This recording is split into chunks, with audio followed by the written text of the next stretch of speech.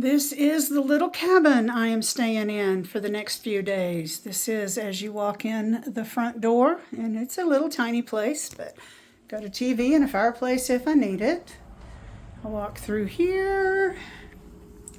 There is the bedroom. Yes, I did laundry. See, those are clean clothes that I have to figure out how to repack. Hey, that'll be fun. That is the bedroom. Here is the kitchen.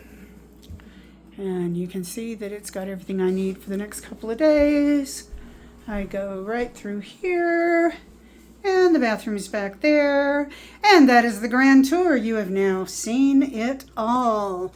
That's the view out the back window.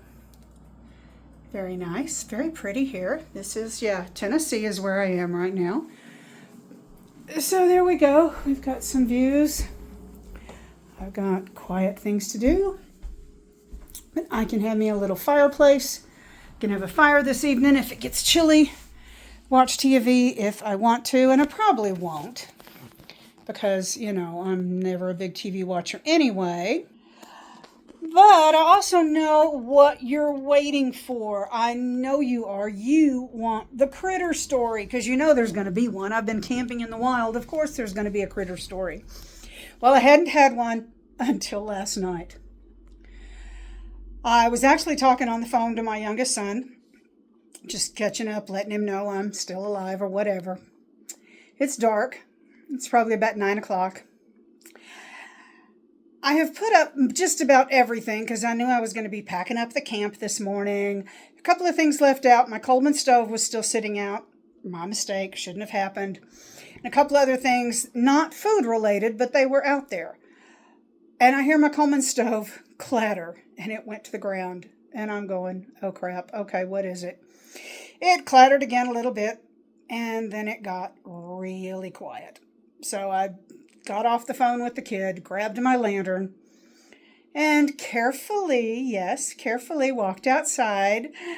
And the Coleman stove is not on the picnic bench. It's not on the picnic table. I'm going, oh, good Lord, what is it? So I'm not hearing anything. I'm not seeing anything. And like I said, at 9 o'clock at night, these campgrounds are dark. There are no road lights. There's no street lights, no overhead lighting, no nothing but whatever the stars and the moon provide. And the moon wasn't out. So I had some stars, but it was flipping dark.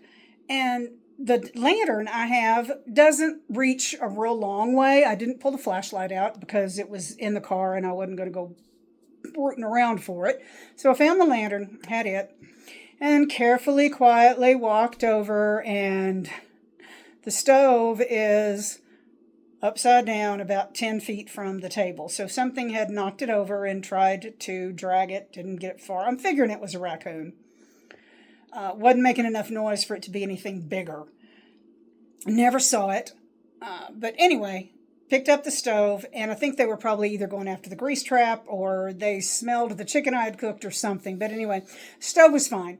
I had already disconnected the propane tank and the little pipe that connects the tank to the stove. They were put up, no danger there. It was just messy. So I picked it up, put it into a large trash bag because middle of the night and it's cold out there and I'm already dressed for bed.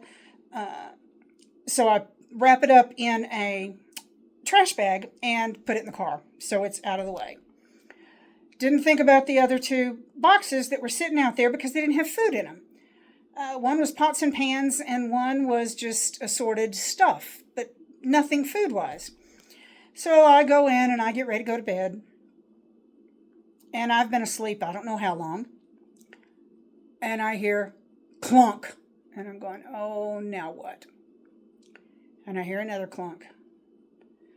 So I get the lamp again, and look, it's about 4 in the morning now. So I've been asleep for a little while. Now about 4 o'clock in the morning. Take my lantern again. Again, not hearing anything really big or heavy, so I'm not figuring it's a bear. Even though I know they've had some because I was talking to one of the forest rangers there, and he said, each campsite has these metal boxes that you can lock that you can put stuff in. And he said so that the raccoons and the bears don't get into it, whether it's your trash or your food or whatever. You can use it for whatever you want. So I didn't think, not thinking there was food. So I get up there, and one of my chuck boxes that I had stuff in is on the ground underneath the table, and there's something all over it. And I'm looking at this. What the heck did I have in there? And then I went, oh crap. And I remembered I had stashed a box of granola bars in there, and I had some powdered breakfast, instant breakfast mix, the stuff you add to milk, whatever, and I had some of that in there. Well, the granola bars were gone. The couple of packages of the powdered instant breakfast mix were all over the container, outside, inside, whatever. So I figured the raccoon, he must have trundled off with my granola bars. I hope he enjoyed them. I hope he likes peanut butter. I hope he likes oats and honey, because that's what they were, and they were gone. So I picked it up, put both of them up in the car. Was not going to clean it up. I couldn't see well enough. Again, 4 o'clock in the morning, no light except what my lantern gives, and it's cold. It's like 40 degrees out there, and I'm cold. So I put everything up, get it out of the way, go back to bed. And I get up this morning, and I'm looking at everything, and I'm going, oh, since I'm going to be in an actual house this evening, I didn't bother even trying to. I got most of the outer stuff off, but I got it here. I will have it here. I have a place to completely clean everything out. I'm going to unpack, clean out, throw out whatever got damaged or whatever, and then repack everything back up. I've got a chance to kind of regroup here for the next 3 days as I sit here in this lovely cabin. I've got all the rest of the day, all day tomorrow. Sunday, of course, I will be at the Bristol race.